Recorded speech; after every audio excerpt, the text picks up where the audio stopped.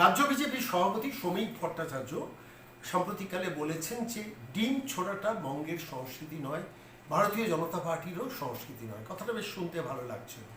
বলেছেন রাজ্য বিজেপির সভাপতি, রাজ্যসভার সাংসদ, তার মুখ থেকে আমরা শুনেছি। রাজ্যের মুখ্যমন্ত্রী শুভেন্দু অধিকারী তিনিও বলেছেন যে এবার এই ডিম ছোড়ার পুরো বিষয়টা নিয়ে আমরা কড়া অবস্থান নেব। রাজ্য পুলিশ ইতিমধ্যে তাকে হলফনামা নিয়ে কলকাতা হাইকোর্টে জানাতে হবে এই ডিম ছড়ার বিষয়টা কীভাবে তারা মোকাবিলা করবেন। কলকাতা হাইকোর্টের মহামান্য প্রধান বিচারপতি, দায়িত্বপ্রাপ্ত প্রধান বিচারপতি বেঞ্চ থেকে বলা হয়েছে যে আপনারা ইমিডিয়েটলি গাইডলাইন করে সমস্ত থানায় পাঠান এবং একটা সোশ্যাল অ্যাওয়ারনেস তৈরি করুন। কিন্তু বিষয়টা সোশ্যাল অ্যাওয়ারনেসের বিষয় নয়, সরকারকে কড়া অবস্থান নিতে হবে। ডিম ছুঁড়বো কি ছুঁড়বো না, ছুঁড়লে আমার শাস্তি হবে, না ছুঁড়লে যদি না ছুঁড়ি তাহলে আমার শাস্তি হবে না, আর যদি ছুঁড়ি তাহলে সরকার কি ব্যবস্থা নেবে? না, নেবে না। এই মধ্যবর্তী কোনো অবস্থান কিন্তু ডিম বন্ধ করা যাবে না। ডিম নিয়ে প্রচুর হট্টগোল ইদানিংকালে হচ্ছে, কেন মিড ডে মিলে ডিম খাওয়ানো হবে না সেই নিয়ে বামপন্থীরা রাস্তা নেমে পড়েছেন এখনই। আবার ওদিকে ডিম, পচা ডিমের দাম বাড়ছে না ভালো ডিমের দাম বাড়ছে, দোকানদারকে জিজ্ঞেস করতে, দোকানদারের ধরুন আপনি কোনো একটা নির্দিষ্ট রাস্তার দোকানদার, সেই দোকানদারের কাছে যখন আপনার ক্রেতা আসছে আপনি তাকে জিজ্ঞেস করছেন আপনি ডিম চাইছেন নয় ছুঁড়বেন না খাবেন। এইসব মস্করাও চলছে সোশ্যাল মিডিয়াতে। আমরা ঠিক সেই আবহে আজকে এই প্রতিবেদনটা আপনাদের কাছে পেশ করছি যে বেশ নির্বাচনের পর থেকে আমরা রসে বসে আছি, কে কতটা ঠিক অব্যর্থ টার্গেটটা রিচ করছে। ঠিক সেই আবহে দাঁড়িয়ে যখন ডিম নিয়ে আমরা আলোচনা করছি, মহামৈত্র ডিমে আক্রান্ত হলো, সেটাও আমরা দেখেছি পলাশীপাড়ায় সম্মত আক্রান্ত হলেন, ডিম তার ঘরে, তিনতলা ঘরে ছোঁড়া হলো, সেগুলো নিয়ে প্রচুর বিস্তর চিৎকার চেঁচামেচি হইহুল্লোড় হলো। কিন্তু আজকে আমি আপনাদের নিয়ে যাব সরাসরি বনগাঁয়। সেই বনগাঁয় ডাকাবুকো কাউন্সিলর ছিল পাপাই। সে পাপাই সম্বন্ধে বিস্তর অভিযোগ, তোলাবাজি থেকে শুরু করে বিস্তর অভিযোগ। বনগাঁর কাউন্সিলর, বেশ স্বাস্থ্যবান কাউন্সিলর পাপাই। তো সেই পাপাইকে শেষ পর্যন্ত পুলিশ নিয়ে যাচ্ছে, আর সেই পুলিশ যখন নিয়ে যাচ্ছে তার কোমরে দড়ি বাঁধা। আমি খুঁজছিলাম যে কোমরে দড়ি বেঁধে পাপাইকে নিয়ে যাওয়া হচ্ছে, সত্যি তো কোমরে দড়িটা কই, দড়ি তো খুঁজে পেলাম না।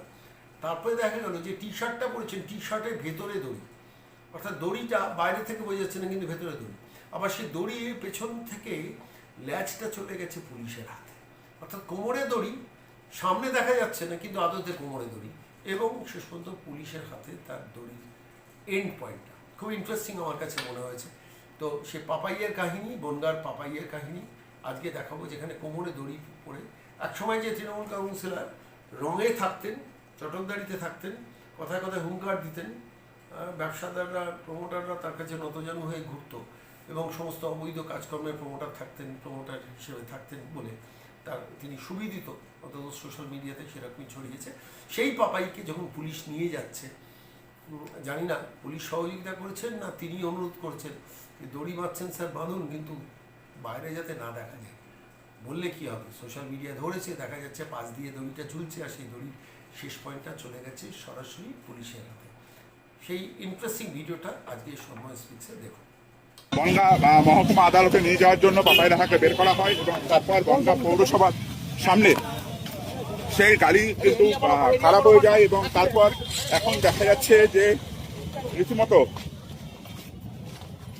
কাউন্সিলরের কোমরে দড়ি বেঁধে তাকে কিন্তু রাস্তা দিয়ে নিয়ে যাওয়া হচ্ছে এবং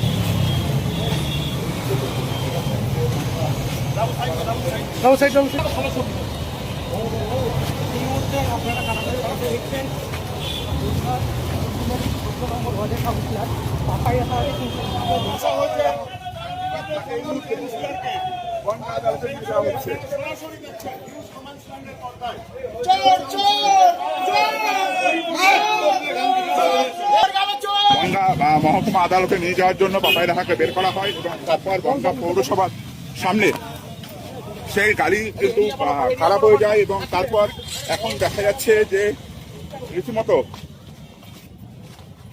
কাউন্সিলরের কোমরে দড়ি বেঁধে তাকে কিন্তু রাস্তা দিয়ে নিয়ে যাওয়া হচ্ছে এবং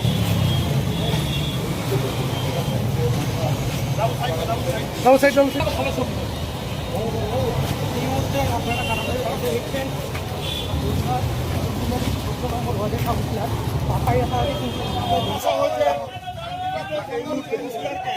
বনগাঁ আদালতে নিয়ে যাওয়া হচ্ছে।